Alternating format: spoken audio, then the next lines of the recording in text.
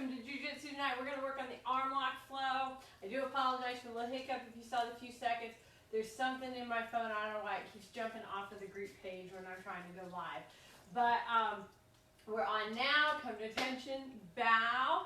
Our warm-up is going to be just arms. As I said, we're going to do the arm lock flow intensive like we did the wrist lock flow a couple of weeks ago, since we get a lot of requests for those. So I just want you guys to start doing rotational punches. Hi Joel, hi Ben. Hey Nathan. That's Ben if it's Brian too. Hey Ben, is Brian with you as well? Alright, turn it into hook punches to get the shoulders loose.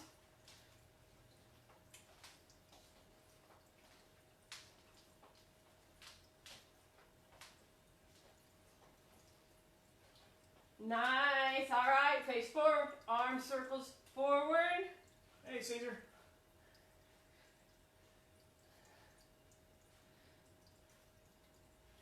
And small.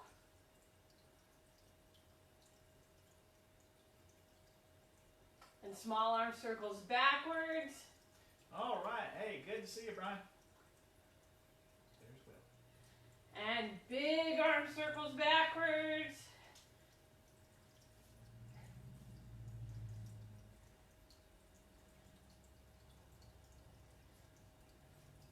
Good. All right. Just kind of swing them a little bit. All right. Interlock your fingers behind your back. Do a chest stretch, bending, and try to bring your hands all the way up.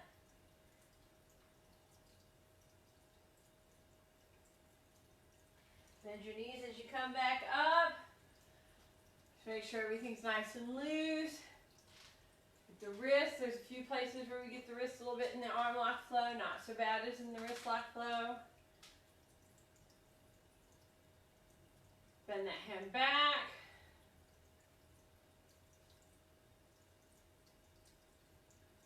Other hand.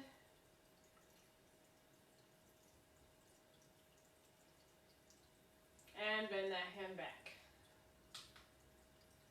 Alright, so just like with the wrist lock flow, this is a 12-move flow. I'm going to go through all 12 moves, and then we're going to start in detail, single move by single move by single move.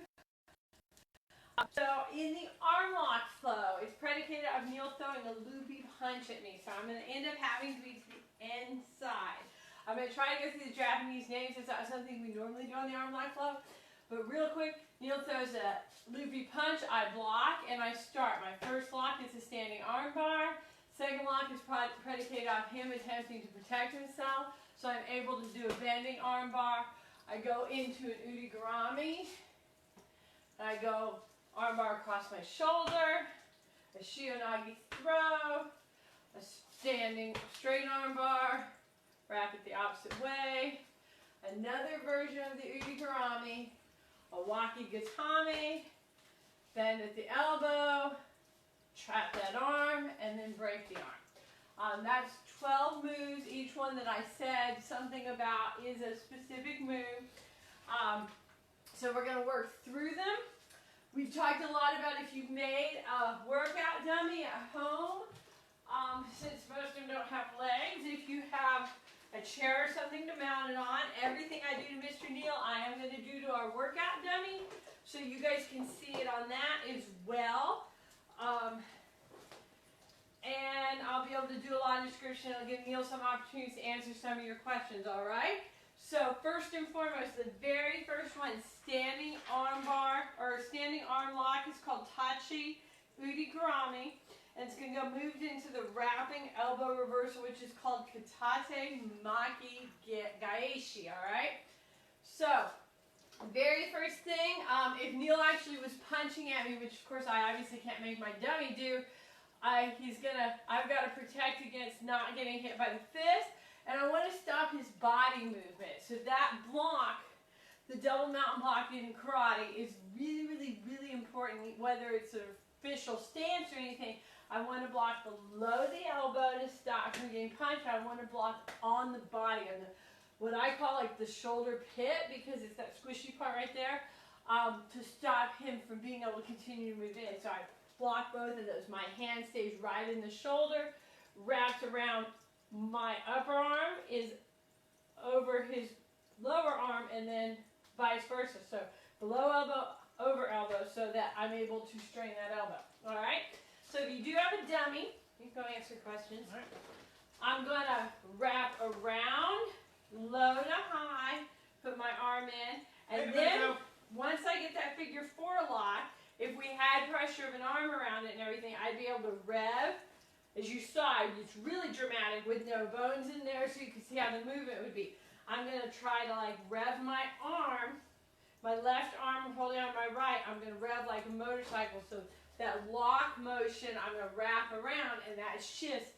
And on a person, that's going to break their elbow.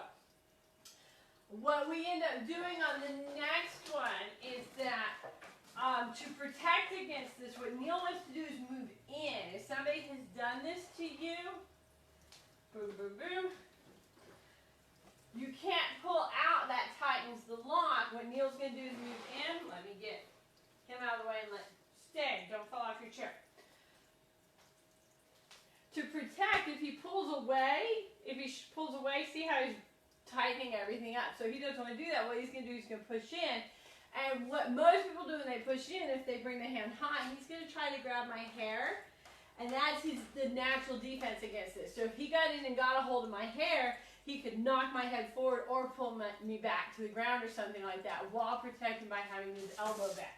So if you do have a partner, it's very important, Ukis, that you push in and you bend your elbow to make the second one happen. So I've done my version of my standing arm bar. He's going to push in, and what I do is I let him, and I just get his elbow between him and me, and I just try to wave to myself.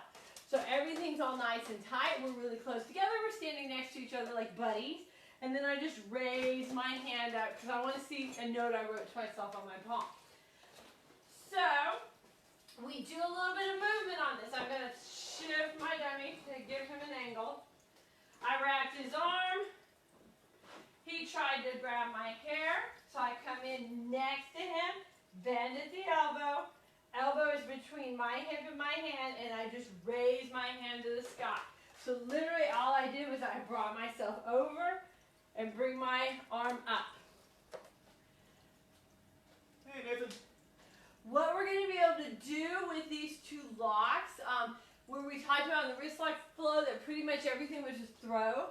On the arm lock flow, there are a couple of throws, but mostly what I'm doing is getting them to the point where I have a lot of control and I put myself in a position where the other hand is not so viable and dangerous to me. So if I were doing this to Neil, when I lock the first one, when I come in and I wrap around, I'm on an angle from him. This other hand may be viable, but every time he goes to punch, if I twist a little bit, see what it does to him. He comes up on his toes. He's kind of jerking his shoulder back to protect himself. So there's not so much threat from that punch. When he goes into my hair and I get right next to him, again, same thing. If he reached out as far as he could, he's not going to be as dangerous, and as I lift his elbow up and he comes up on his toes, he's not so viable. And I can totally turn this into a throw. If I keep doing this, he wants his head to go down. Now we're going to get into one where the control could be more of I'm taking him to the ground or I'm going to knee him and knock him out or something like that. And that's one of our Udagaramis, the first Udagarami of the arm lock. After I've got Neil coming up on his toes, my left hand slides all the way down to his wrist. I'm literally going to turn in, kind of as some of you guys have done, 4 from the side, same kind of motion. I'm going to elbow him in the face as I do, bring my arm over his shoulder and bring him down by elbowing into his shoulder, just riding until he comes down. My hand stays on his back. I bring his thumb up. And now that figure 4 is happening the other way.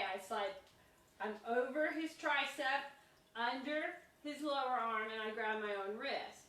And rather than revving or anything, I just want to see if he can touch his own hair with his thumb. And I just keep pushing until he taps.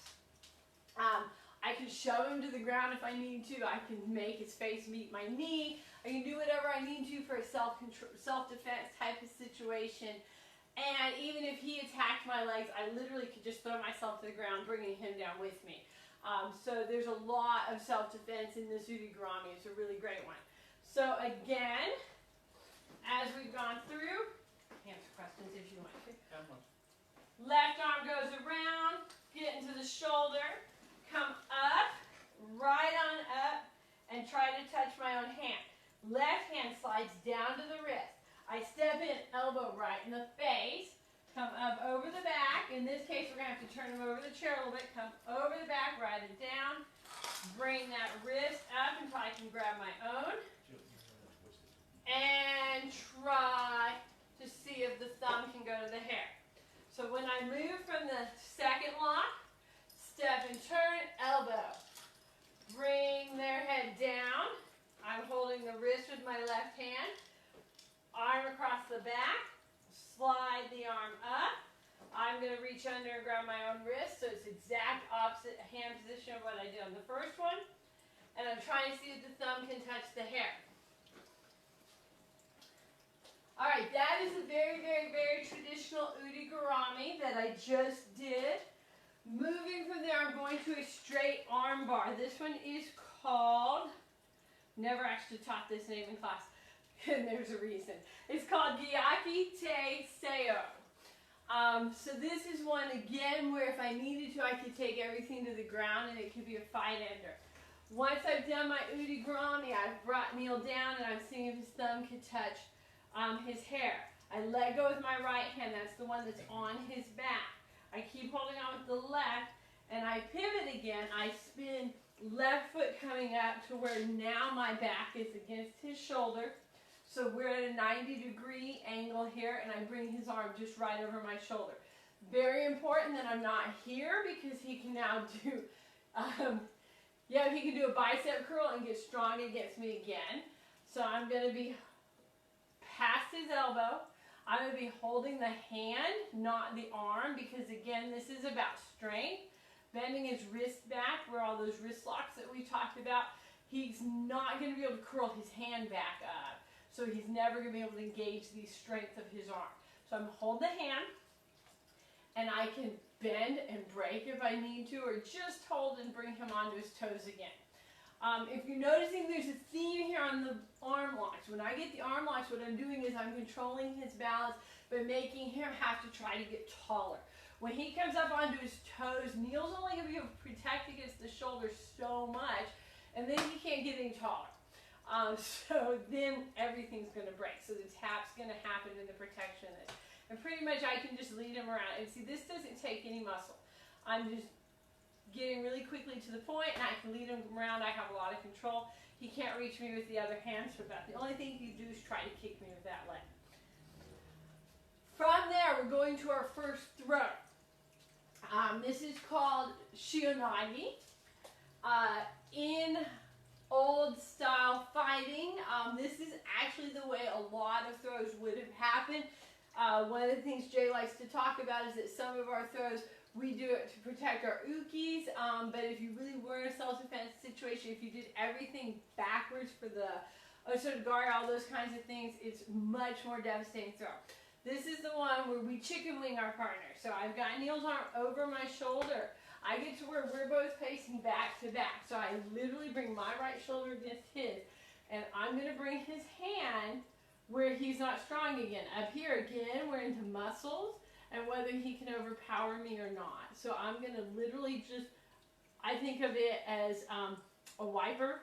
I bring my left arm across in front of my face to where now he's tipped. So see what's happening to his structure there. With just holding on to his hand just a little bit, I've just got one finger and a thumb. That's all that's happening. And in the real world, if this really was I needed in the fight, I'm going to keep coming past him and throw him to the ground and see which bones separate first. When we do this with ukis, as soon as I feel Neil's balance change, that is a tap. This does not hurt him, so we don't get to where we tap. Once I've controlled his balance, I know I've won. So from 4 to 5, as soon as he's tipping, I know I made that happen, and I could make that throw happen. So to do this with these two with your favorite tackling gun, you're going to have to do a little maneuvering with the chair, but that's okay. So I came For my udigurami, a little bit taller than the person that you're doing this to anyway, but I'm going to bring the arm over my shoulder and I would break it. My arm, oh, he's falling off the chair. He's a little slick and my chair has no cushion on it. When I come for 5, back to back, what I'm wanting to see is the wiper of that left arm coming all the way across, all right? So it's really important that I don't stand like this, because again, that's where he can get leverage against me.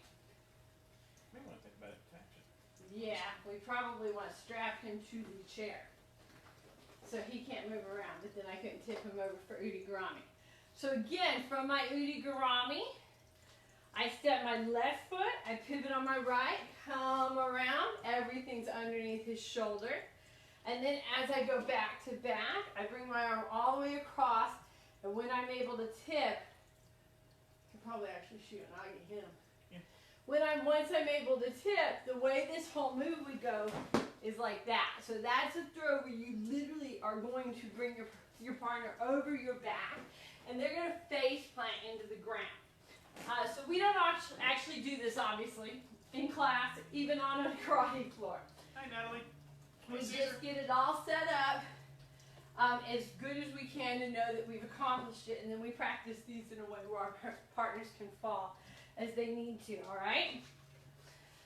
From our shihonage throw, we're going to turn back into a traditional straight arm bar that a lot of people have seen. These are really just controlling arm bars. We're going to do tenbin nagi 2 ways. You know, done it or just done it? I'm going to do it on you. Let me walk through what we've done so far. Yeah, that's a good side. You can be on that side. All right, kneel punches. I do a figure 4 udigurami on his shoulder here. He goes for my hair. I try to wave to myself by standing right next to him. Slide down, grab his wrist, elbow him in the face, roll him over, do his udigurami on the back until he taps. Step through with my left foot, bring the arm straight over my shoulder until he taps.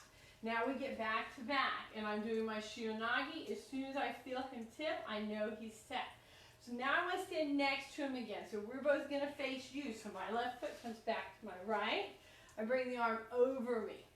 It's all set up. This is the wrist lock that's already happened. So as I roll, it's just beautifully set up. My elbow is underneath his tricep, and I literally just rock. It's kind of like in the wrist lock flow where we do the rock of my baby. So I literally just rock everything. Then I unwind and I come over and I place my hand against my chest and I rock the same thing. So what I'm doing is it's 2 ways to attack the elbow.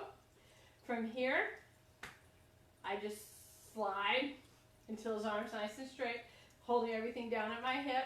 And from the other one, I'm going to just wrap all the way around. So this is 6 and 7 tenbin nagi. I come from from shihonage, pivot around, bring his wrist to my hip. My arm's already underneath. So my arm's bent, and I just wrap it up nice and neat. So elbow above his elbow, wrist down at his wrist, and then I can just slide everything out. This motion is very, very, very smooth. If I get in his armpit, if you find you're not setting this, you're probably in the armpit. If I get in Neil's armpit, I'm not putting pressure against his elbow. I've got to be down in the tricep area so that as I move, that makes him on his tippy toes again. Then again, wrap over, bring my hand underneath against my own body, and then I just pull down on his wrist and strain his elbow across my arm. Be careful with that one. It hurts. All of these hurt. All right, so I'm going to walk through all 7 of these with my uki. And I think I might steal that belt and tie him to the chair, so he doesn't slide around as we move. I'm being a little bit dynamic with him. Get a drink of water.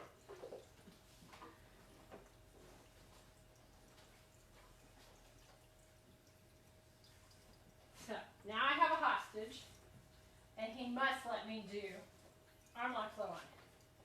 All right.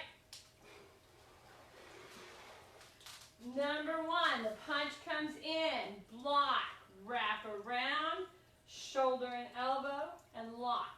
He's going to come for my hair. I'm going to come stand next to him, bend at the elbow. My hand is on his closer side, and I bring my hand up, slide down to the wrist, step in, hit them in the face, roll him down, bring that hand over his back, grab my own wrist. So that's 1, 2, and 3. 4, left foot steps through, come all the way across, over the shoulder and break. 5, turn all the way around and Shio-nage throw. Now 6, we're going to come facing each other again. So once I come around from 6, I just pivot around, my arm is underneath, rocks all the way across, pull his wrist to my hip. And then I do a rockabye baby motion. So I just rock until they come up on their toes. Pull my arm all the way out, wrap around, touch the chest, and break the arm this way. Now, to do number 8, this is another Udigarami. Where my hands are, they do not move again. I literally just separate from my body. So everything comes out. I grab my own wrist and come up over the shoulder. The way this looks on a human, I'm coming from my Tenbin-nage where I've gone over the arm. Everything separates from my body, but everything's in the exact same position. I still have a wrap around Neil's arm. I grab my own wrist, and I turn, and I bring his arm over. And so that makes my Udigarami happen.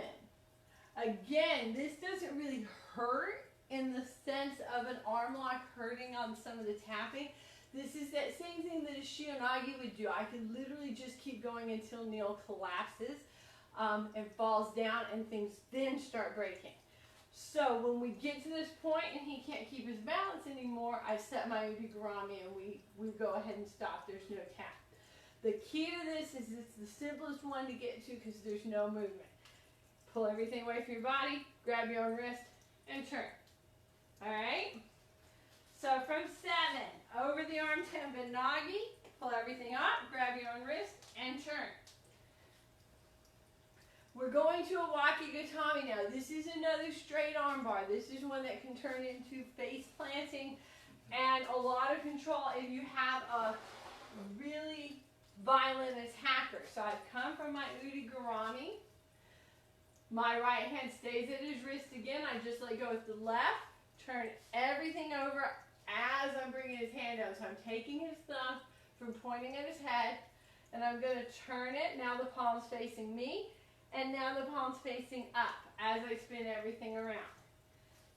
Once I get in front of him, I'm going to bring my foot across in front.